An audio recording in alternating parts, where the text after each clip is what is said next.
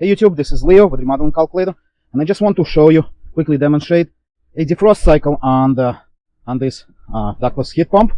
So right now you can hear a little buzzing right there, and so that's the compressor, and what it's doing is unlike the normal mode where in the air conditioning where the hot refrigerant runs through this coil and the cold refrigerant goes inside, in the heating mode the reversing valve switches the direction of refrigerant, so the cold refrigerant circulates outside in the condenser unit, and it effectively becomes an evap unit, evaporator unit.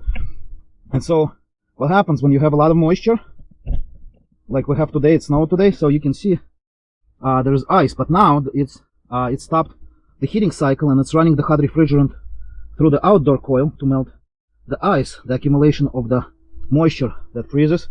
And when there's too much ice on the unit, it cannot run in heating mode. So every about 50 minutes, when it's super moist outside, it goes into a defrost mode, and you can see the water dripping right there, and all the ice is melting, and in just a couple of seconds. So this is warm to the touch,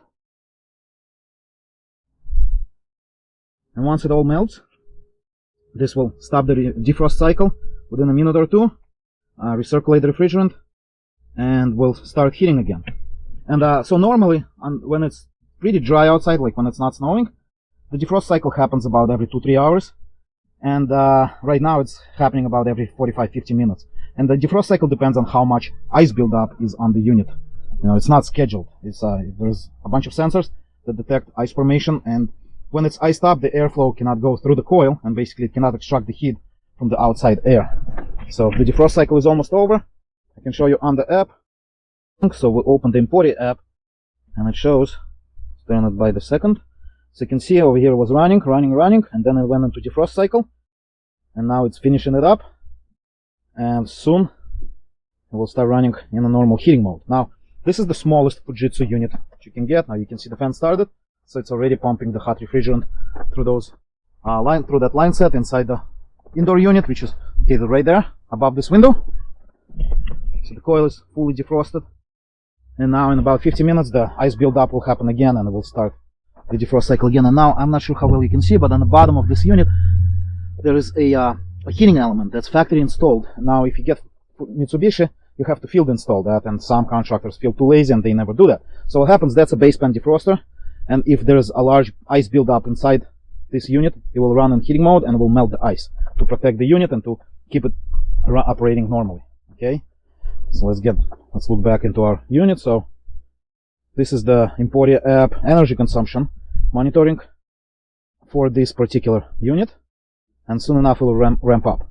So right now, let me see the temperature inside the house.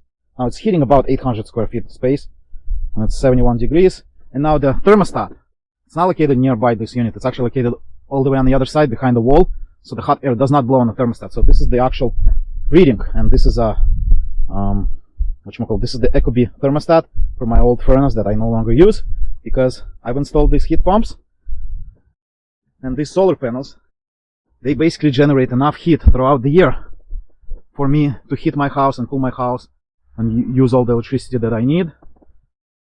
And right now I even have like this is almost mid-January now, January 16th, 23.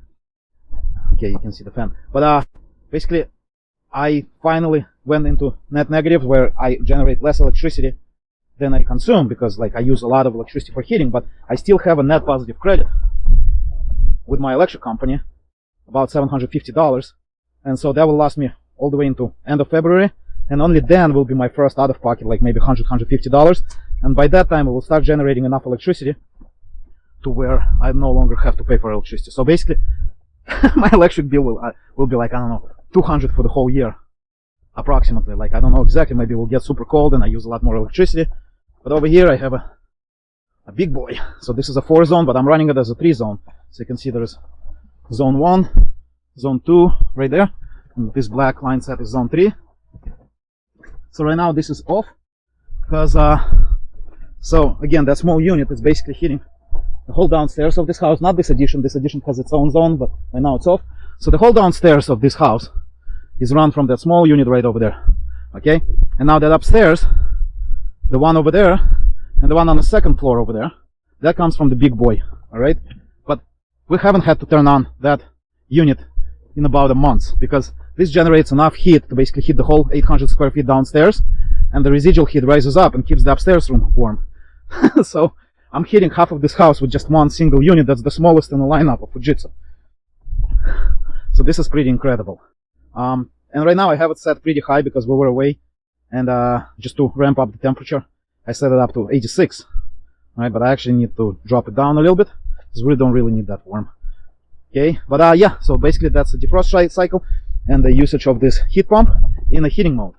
And then in the summer we use it as an air conditioner. Alright guys, thanks for watching. Please click like if you enjoyed this video, subscribe to the channel, and thumbs up for the mess in my backyard. I really need to clean it. But yeah, okay, so I'll see you in the next video, where I'm actually going to talk about all the financials of running the heat pumps as a primary heating system for your house, and using solar power to offset my heating and electric bill. See ya!